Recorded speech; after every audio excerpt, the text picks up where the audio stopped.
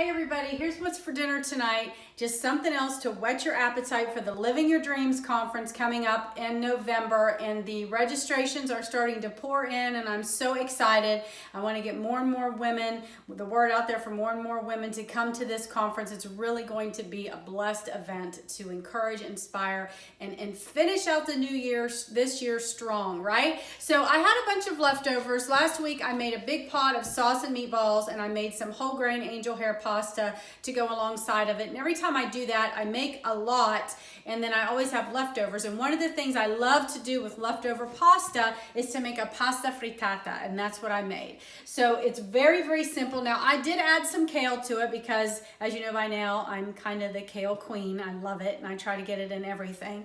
So all you really have to do is break up some kale, put it in a pan, and I added a little bit of the sauce in there with some oil and started to soften it. And then I just took a bunch of the spaghetti and kind of cut it, sprinkled it all over the pan, and then I beat 6 eggs with probably about a half a cup of goat milk and poured it over, and you just let it cook and set. And then I finish it in the broiler to finish the top of it, and I top it with goat cheese. Now you can top it with mozzarella or provolone, but we don't do that kind of cheese here because I can't have it. So I topped it with goat cheese, and this is what it looks like, and this makes for a great dinner. Now, one of the things I like to do with this, I don't know if you can see the kale in there.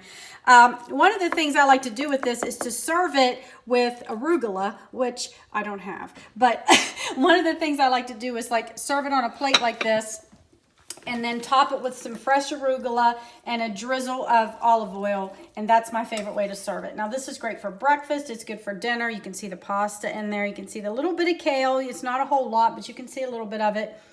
And it's so flavorful. This is one of my favorite ways to have pasta. So this is really easy. It's an easy, quick dish. It's a great way to use up your leftovers, and it's still really healthy. If you wanted to add some protein to it, you could. You can add some chicken to it if you want. So I hope you guys give this one a try. Thanks.